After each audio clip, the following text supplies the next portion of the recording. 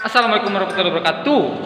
Perkenalkan, kami dari kelompok 4 Manajemen Operasional Internasional akan memaparkan ilmu tentang materi recycle. Sebelum ke materinya, izinkan saya Ahmad Gunsi Mutake untuk memperkenalkan rekan-rekan kelompok saya. Pertama ada Halo, nama saya Iqbal Fauzarif. Nama saya Indra Padanti. Saya Anis. sepeda. Saya Sylvia Intan. Saya Dede Rosita. Oke, itu adalah kelompok-kelompok 4. Jangan lupa terus ikuti kami dalam memaparkan materi. Yuk langsung. Pengertian recycle atau daur ulang ialah suatu proses di mana menjadikan sebuah barang bekas menjadi barang baru dengan tujuan mencegah adanya penumpukan sampah atau limbah yang dapat berubah menjadi sesuatu yang berguna dan juga mengurangi penggunaan bahan baku yang baru, mengurangi penggunaan energi, mengurangi polusi, kerusakan lahan, serta juga emisi gas rumah kaca. Dengan melakukan recycle, benda-benda yang sebelumnya tidak bermanfaat bisa diolah menjadi barang baru dan kegunaan baru. Pada intinya, recycle merupakan sebuah proses mengolah kembali sampah atau barang bekas menjadi produk baru yang bermanfaat. Tujuan dan manfaat recycle. Di bawah ini merupakan tujuan recycle.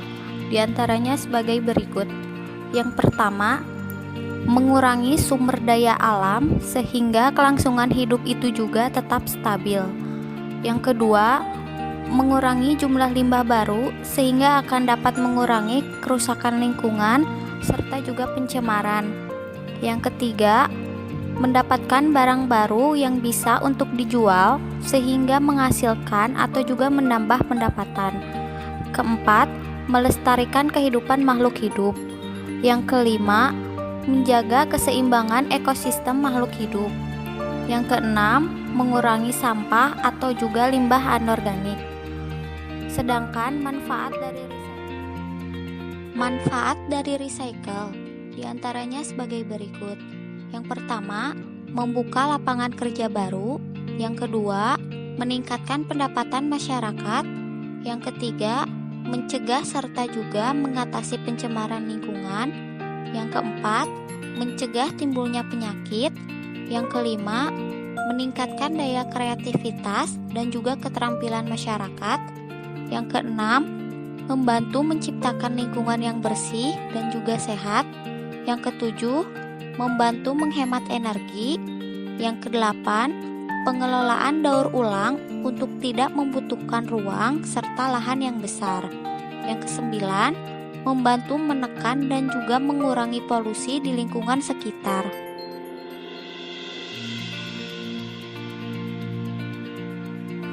Cara pemilihan sampah di berbagai negara. Berikut beberapa negara yang memiliki pengolahan sampah yang dianggap terbaik di dunia. Pertama, Jepang. Jepang memiliki 3 jenis pembagian sampah. Ada yang dibakar dan diolah secara alami, ada sampah yang tidak bisa dibakar, dan barang-barang bekas yang tidak dapat dimasukkan ke dalam plastik sampah seperti barang-barang elektronik. Selanjutnya, Jerman. Di negara Jerman, ada 4 macam tempat sampah sesuai fungsinya. Pertama, sampah sisa makanan yang berwarna coklat. Kedua, sampah kertas atau karton yang berwarna biru. Ketiga, sampah rumah tangga berwarna hitam. Dan keempat yaitu sampah kemasan yang berwarna plastik kuning. Selain sampah tersebut, ada lagi sampah yang harus dipisahkan, yaitu sampah botol kaca dan batu baterai yang sudah habis. Negara selanjutnya yaitu Swedia. Di negara ini, limbah rumah tangga diolah lewat proses pembakaran. Uap panas yang dihasilkan oleh proses pembakaran ini lalu dimanfaatkan sebagai pembangkit listrik. Selanjutnya yaitu negara Belanda. Pada abad 17 hingga 19, Belanda dikenal karena tingginya jumlah sampah yang tak dikelola dan banyak penduduknya yang terserang penyakit. Maka dari itu, Belanda mencari solusi dengan menerapkan sistem pembakaran sampah yang cukup modern sehingga pembakaran tersebut bisa dimanfaatkan untuk membangkitkan listrik. Negara selanjutnya Korea Selatan. Di Korea Selatan memiliki 3 kategori sampah yang berbeda, yaitu sampah makanan, sampah yang bisa didaur ulang, dan sampah lain-lain yang tidak bisa masuk ke dalam dua kategori tersebut. Apartemen di Korea Selatan biasanya ada satu lantai yang digunakan untuk tempat pembuangan sampah. Ruang pertama untuk membuang barang-barang besar seperti sofa, lemari, meja, dan sejenisnya.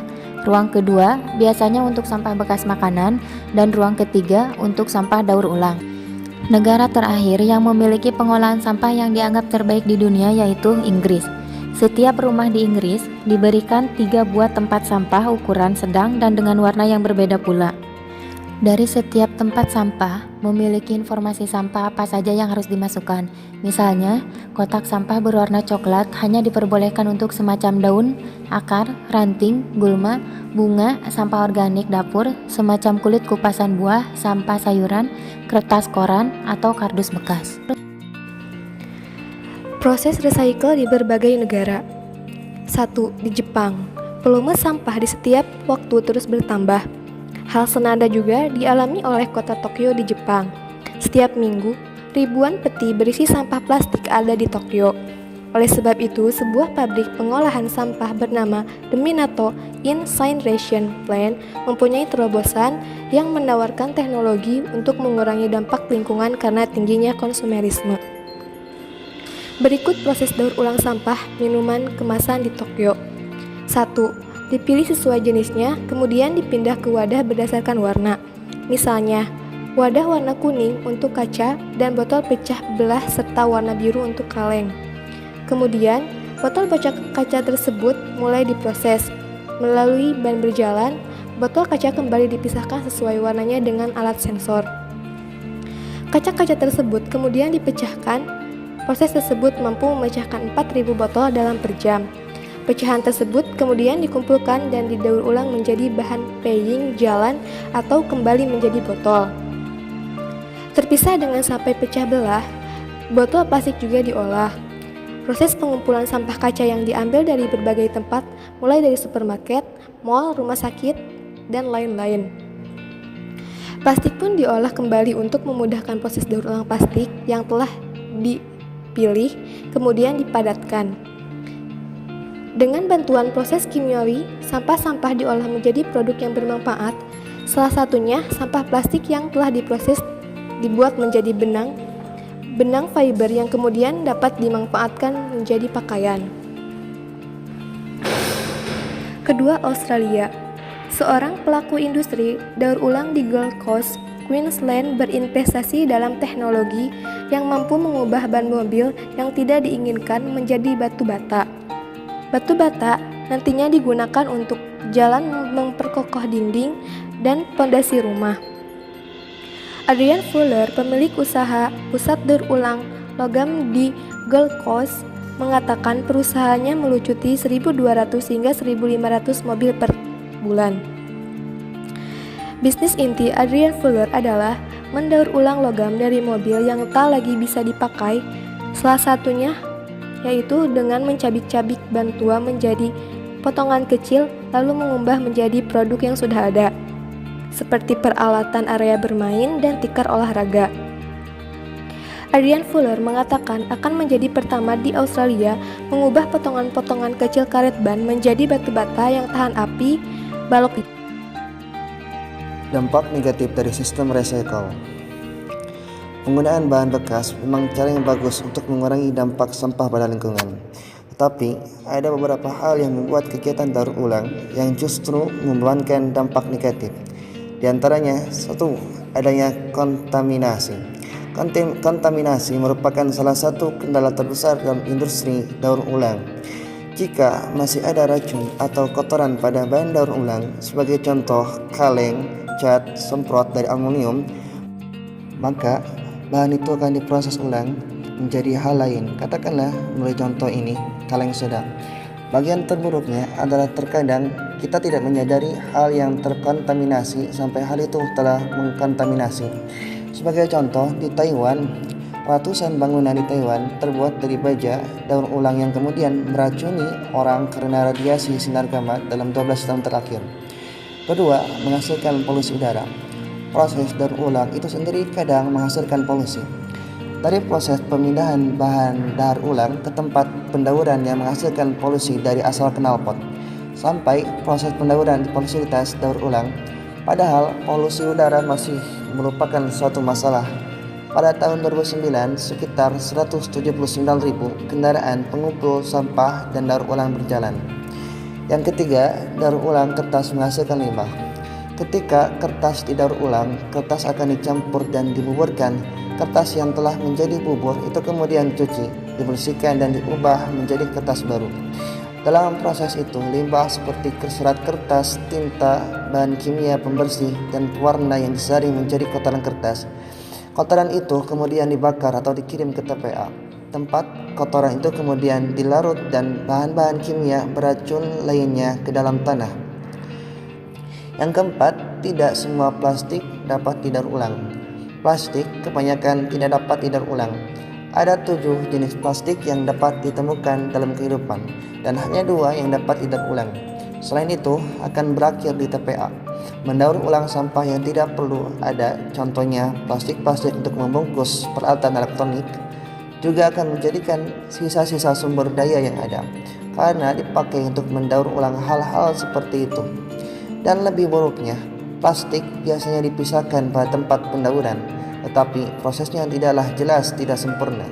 Sebagai hasil dan adanya plastik yang lolos dari pemisahan, terdapat unsur kimia BPA pada hasil daur ulang plastik. Plastik yang kemudian digunakan lagi untuk membungkus makanan atau minuman dengan cara yang aneh. Daur ulang membuat Anda gemuk. Kelima, metode yang digunakan tidak efektif.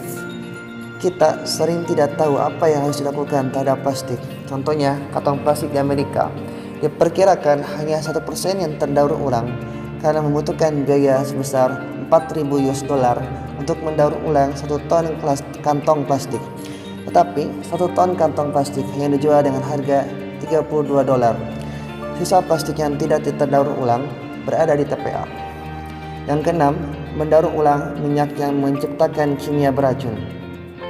Sudah jelas bahwa minyak merupakan suatu polutan, maka masuk akal adanya upaya pendaur ulangan terhadap bahan-bahan berupa minyak menjadi suatu yang bermanfaat.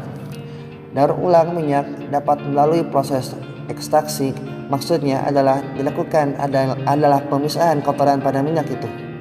Kotoran minyak itu seperti asam klorida, belerang nitrat, sulfur dioksida, kemudian ditindak dengan cara dibakar. Pembakaran itu membuat racun-racun dan kotoran kimia terkirim ke udara. Yang ketujuh, hasil daur ulang masih jauh dari permintaan pasar. Sebagai contoh, aluminium, permintaan aluminium di pasaran bertambah sekitar 10% tiap tahun. Artinya, kita masih harus menambang untuk mendapatkan aluminium. Karena hasil daur ulang aluminium tidak memenuhi beberapa kriteria permintaan. Yang kedelapan, beberapa produk lebih baik untuk tidak didaur ulang. Contohnya, kaca. Kaca terbuat dari jenis pasir, sumber daya yang paling melimpah di planet ini. Proses mendaur ulang kaca lebih besar biayanya daripada membuat kaca itu sendiri. Yang kesembilan, daur ulang all-in-one, tidak efisien. Daur ulang all-in-one sedang menjadi tren. Sampah, kertas, plastik, kaca, dan logam disatukan pada suatu penampungan. Alasan penyatuan itu karena akan memerlukan lebih sedikit pengangkut untuk membawanya ke penampungan dan juga lebih cepat prosesnya. Pemisahan tidak dilakukan ketika limbah berada di tempat limbah diproduksi. Hal itu tidak efisien karena akan memakan biaya lebih besar untuk memisahkannya di penampungan dan juga membutuhkan peralatan yang lebih kompleks untuk melakukannya. Sekian materi dari kami. Ngerti gak? Tidak. Kalau ngerti gak ngerti tetap harus subscribe ya. Sekian materi dari kami. Wassalamualaikum warahmatullahi wabarakatuh. Syange. Ya. Hai. Opanya mana? Waduh. Linda. Dede. Serompet ya. Ih. Mana tuh? Oke. Sombong banget ya. Aduh.